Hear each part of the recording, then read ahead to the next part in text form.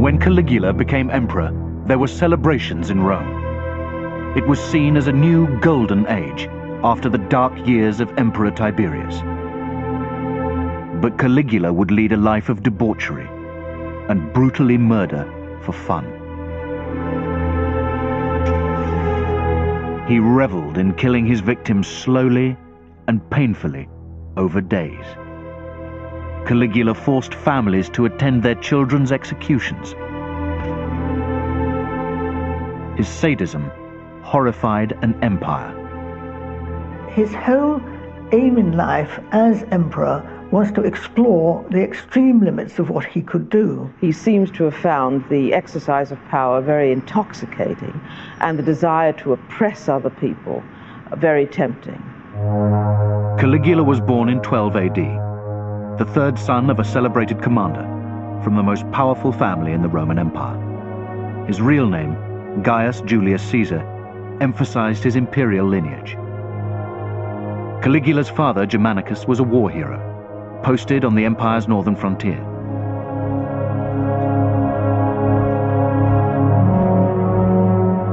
Agrippina, Caligula's mother, was the granddaughter of Emperor Augustus. She was outspoken, proud, and ambitious. To curry favor with the army, Agrippina dressed her son in miniature military uniform. It was the troops who nicknamed him Caligula, meaning little boots. The child grew up amid jealousy and infighting, in a family torn apart by rivalry. Germanicus's fame was a threat to his stepfather, the ruling emperor Tiberius. Agrippina and Germanicus are really a very dramatic, charismatic pair, whom Tiberius finds very difficult to handle because he is by nature a rather introverted, self-conscious, inhibited kind of person.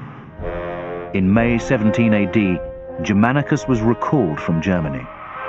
It was a glorious return to Rome. Surrounded by prisoners and war booty, Germanicus led a triumphant procession. Riding in his chariot, the boy Caligula lapped up the adulation. But the family had little time to enjoy their glory.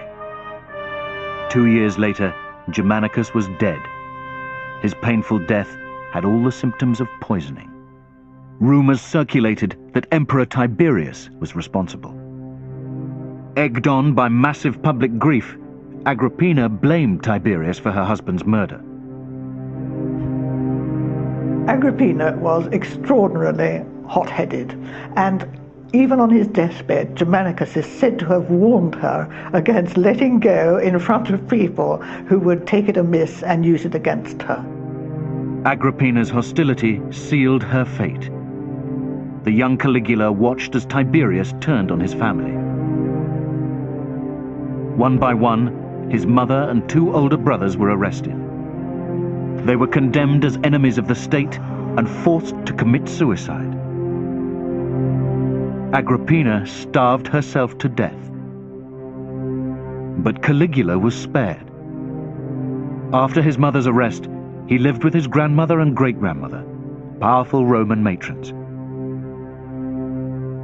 And at the age of 19, he was summoned unexpectedly to Capri to join Emperor Tiberius. Tiberius invited Caligula when the moment of truth struck him about the succession, that all of the children of Germanicus were being picked off one by one, that if he did this, he would be betraying all the plans of Augustus for the succession. Now in his 70s, Tiberius was hated in Rome and in the Senate. His reign had been overshadowed by a series of treason trials, a method of eliminating rivals who spoke against the emperor.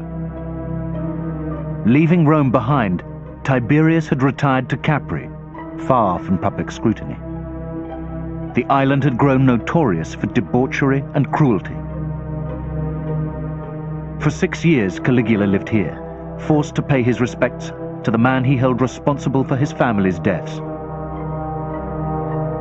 He played the perfect guest.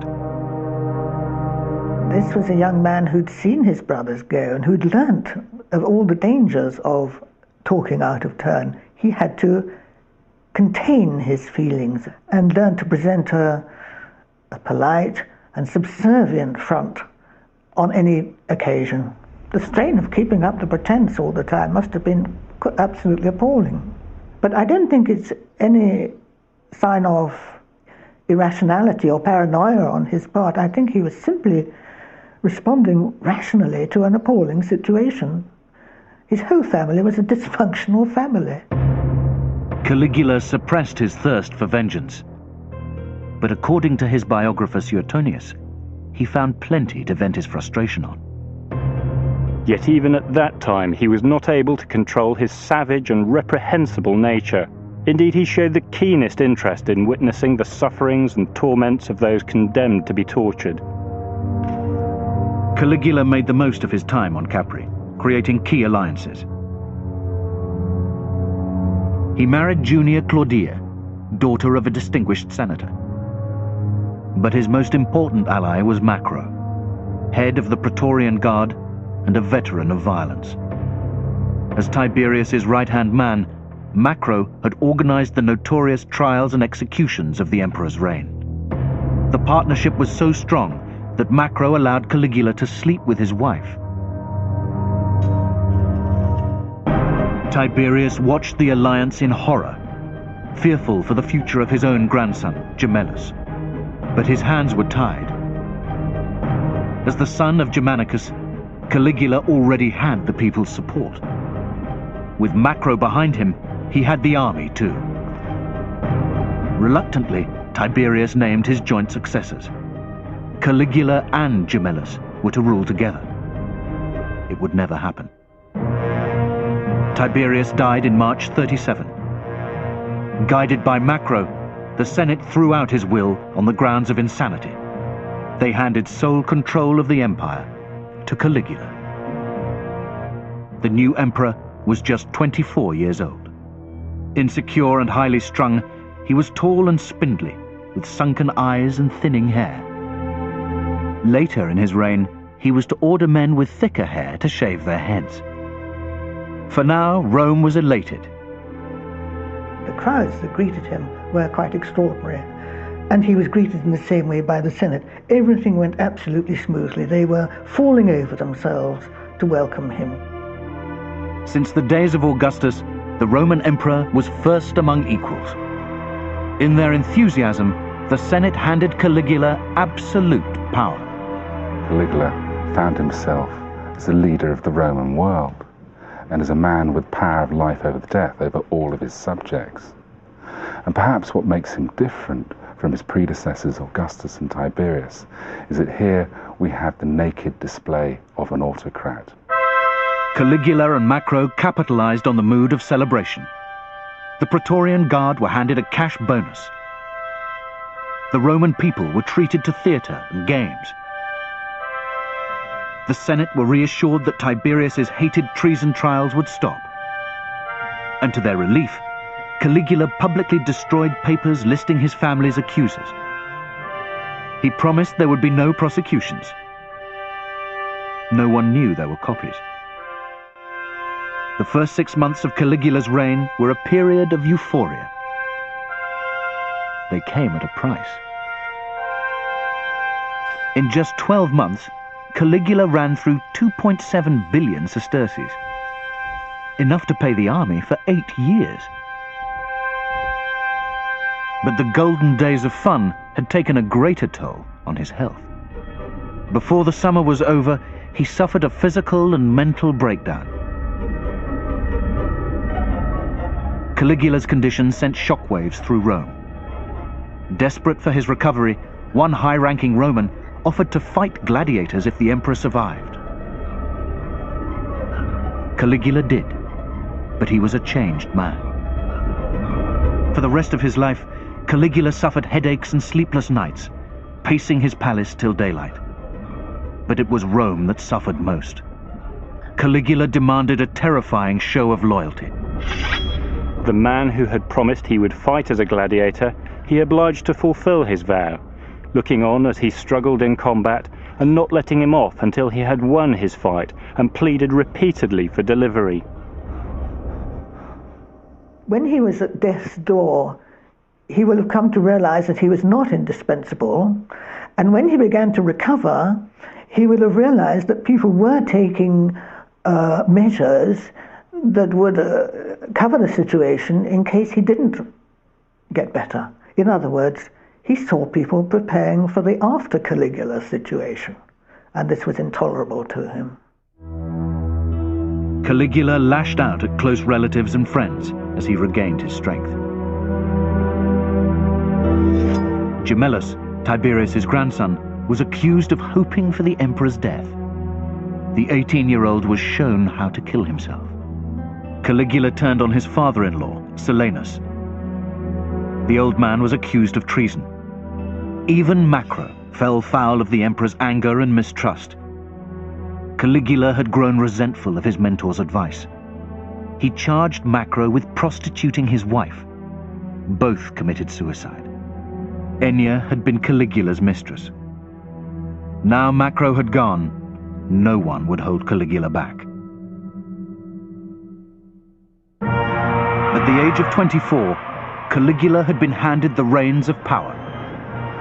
He had removed immediate threats to his position and thrown himself into an orgy of pleasure. He spent vast amounts on sports and games. Caligula came to believe that he could use his power to indulge his own pleasures and his own whims, and that he could do anything to anybody. He didn't realize that if you want to stay in power, you actually have to control your emotions and your desires. Caligula built his own racing track and poisoned his rivals' horses. He joked he would appoint his favorite horse to the Senate, since it was as clever as any senator. This was an intelligent man, and a witty one, very well able to deal with words. The stories about him are sometimes quite amusing if they didn't have victims. Caligula also had a passion for gladiators. He ordered more bloodthirsty spectacles, and to the horror of the Senate, he even joined in, killing a gladiator in a mock fight. Once, when he and a Murmillo from the gladiatorial school had been having a fight with wooden swords and the latter deliberately fell to the ground, he ran the man through with a real dagger. 1 year into his reign, Caligula was showing a mania for self-indulgence. Guests to his dinner parties were presented with food made of gold, while the emperor drank pearls dissolved in vinegar. His sexual appetite has gained lasting notoriety. Caligula demanded sex from prisoners, senators, and members of his family. He habitually indulged in incestuous relations with all his sisters, and at a crowded banquet he would make them take turns in lying beneath him, while his wife lay above. When Drusilla, his favorite sister, died in 38 AD, Caligula declared her a goddess. He placed her statue in the Temple of Venus, goddess of love. Caligula was obsessed by women he could not have. We don't know whether he was really particularly highly sexed, but what we do know is that he liked summoning women away from their husbands, debauching them, and then returning them. This is clearly a power thing. After his first wife died in childbirth, Caligula snatched his second wife at her wedding to another man. He divorced her within weeks. His third wife was married too. The emperor forced her husband to give her away. But in his fourth wife, Caesonia, Caligula found his soulmate. She was promiscuous and extravagant. Caligula was delighted, parading her naked in front of his friends. But even she was not safe. When Caligula kissed her neck, he told her he could cut it whenever he wanted. She bore him his only child, Drusilla, named after his sister. Less than 2 years after his ecstatic reception, the emperor's behavior was causing alarm in the Senate. By early AD 39, there were stirrings of resistance. Caligula's response was to unleash terror. Marching into the Senate, he branded them hypocrites who turned against Tiberius and would turn against him. Now he revealed he'd kept copies of lists of his family's enemies, despite his promise. There was panic as he accused everyone of involvement in his family's deaths. Caligula's attitude towards the Senate was one of complete contempt. Now the gloves are completely off. The facade of a Roman emperor who takes advice and listens to his Senate is well and truly over. Terrified, the Senate agreed to a resumption of the treason trials. It's a stage in his deterioration, a very, very marked stage, and I think a fatal one, because you couldn't do without the Senate. You might kill X number of senators, and his successor killed a number of senators too, but you can't do without the Senate as a whole, and he alienated them. Caligula's purge was indiscriminate. Throughout his reign, the emperor took a keen interest in inflicting death. He issued precise instructions. Prisoners should be killed slowly by a series of small cuts. Executioners were told victims must feel their deaths. Caligula's evil shows in his desire to make people suffer. We're told that he was torturing a man for so long that his brains began to putrefy and to smell. Another victim claimed he was innocent. The execution was stopped. Caligula ordered soldiers to cut out his tongue. Then they killed him. The emperor was often present, even dining during the ordeal. He also insisted the victims' families join him. One father pleaded that he was too ill to attend. Caligula sent a litter to his house to collect him. As Caligula indulged his sadism to the hilt, members of the Senate even found themselves ordered into the gladiators' ring. The arena was a perfect place for Caligula to humiliate his Senate, because all of the citizen body would be there, watching and being watched. Caligula was very much a sadist. He enjoyed, at the lightest, teasing people, and at the worst, actually torturing them. And this is a society which itself is extremely sadistic, a society which loved gladiatorial shows, wild beast hunts, the massacre of prisoners, and yet they were shocked by this man's behavior, partly, I suppose, because he was exercising his sadism on his fellow citizens. But it was itself, the ingenuity of it was shocking to them. As Caligula's abuse of the Senate continued, shock turned to public unrest. Furious, he ordered the awnings of the theatre drawn back to punish the angry crowd. They roasted in the midday sun. As opposition escalated, so did the violence. Even close relatives came under attack. Claiming to have uncovered a conspiracy, Caligula exiled his surviving sisters and had his brother-in-law put to death. In the first 3 years, Caligula's impact was confined to Rome. By late 39 AD, he had raised his sights. Caligula needed military success. He'd been brought up in the camp, but he'd never seen an army. And one of the most important functions of a Roman emperor was to be a general. That's what the word emperor ultimately means. And he had to live up to that. Unlike his father Germanicus, Caligula was no soldier. But he believed he could exceed Germanicus's reputation and extend the empire into Britain. Caligula marched in comfort, accompanied by his troops and gladiators, crossing the German border early in 40 AD. After minor skirmishes, he fled in panic from an enemy attack. Now he switched his attention to Britain. What happened next defies military logic. On reaching the English Channel, Caligula set out to sea. But, as his biographer Dio reports, he promptly returned to shore. He took his seat on a lofty platform and gave the soldiers the signal as if for battle, bidding the trumpeters urge them on. Then, all of a sudden, he ordered them to gather up the shells.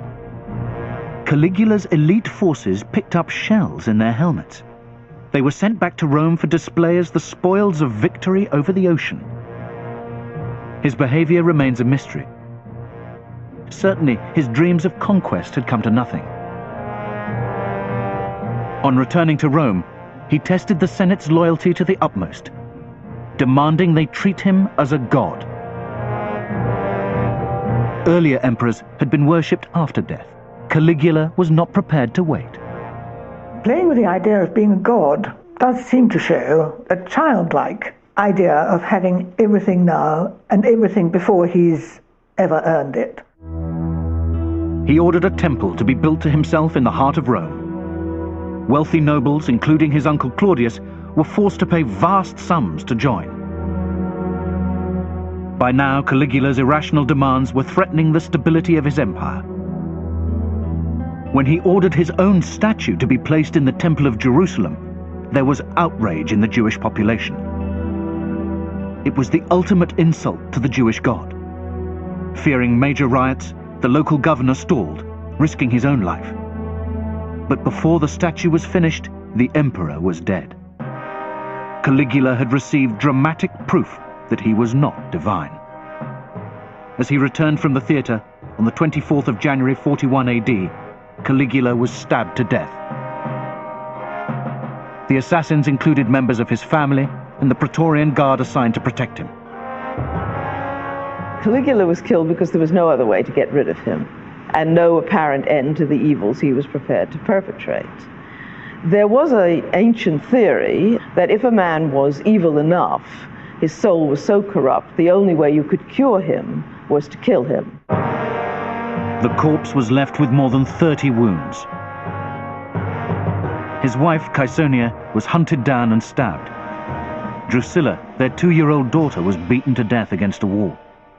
The Roman world thought that it was relieved of a monster. The horror of what he'd done between the year he came to power and the moment of his assassination was astounding. Convinced he too was on the hit list, Caligula's uncle Claudius was found shaking behind a curtain. To his amazement, he was marched to the Praetorian camp and acclaimed as emperor. Once again there was rejoicing in the Senate, and Caligula's statues were torn down. Everything was done to obliterate his memory, and his successor Claudius actually referred to him as being out of his mind. I don't think that Caligula was out of his mind at all. This was a young man who was absolutely determined to use every freedom he had. Caligula had reigned for just 3 years and 11 months.